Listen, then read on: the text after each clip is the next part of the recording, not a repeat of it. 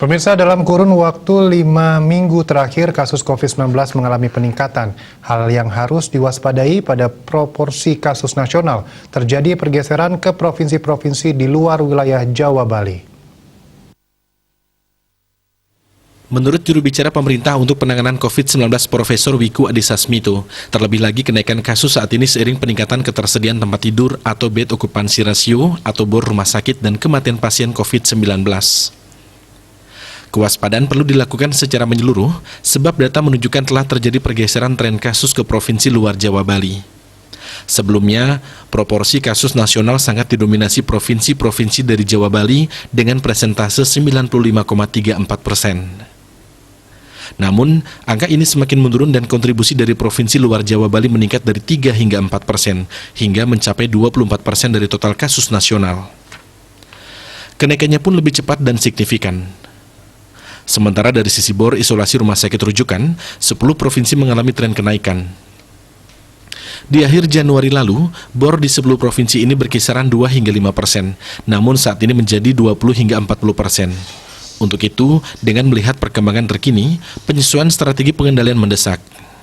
Jika pada 3 minggu belakangan penanganan difokuskan di Provinsi Jawa Bali, maka saat ini ke depan perlu juga memantau perkembangan dan mengevaluasi penanganan COVID-19 di Provinsi luar Jawa Bali. Penting dilakukan adalah terus meningkatkan pencegahan penularan hingga level terkecil dengan penerapan PPKM Mikro melalui posko desa atau kelurahan. Sayangnya, baik pembentukan maupun kinerja posko desa atau kelurahan saat ini terus mengalami penurunan. Padahal saat ini masih terdapat 53.549 desa atau kelurahan atau 60% dari total desa atau kelurahan di Indonesia yang belum membentuk posko. Pembentukan posko baru di minggu ini juga hanya bertambah 25 posko, jauh lebih rendah jika dibandingkan penambahan yang lalu. Sedangkan pada kinerja posko yang terlaporkan, saat ini jumlahnya terus mengalami penurunan. Kinerja posko pada gelombang Delta yang lalu sempat mencapai 5,5 juta laporan. Sementara beberapa minggu terakhir ini hanya sekitar 1 juta laporan saja.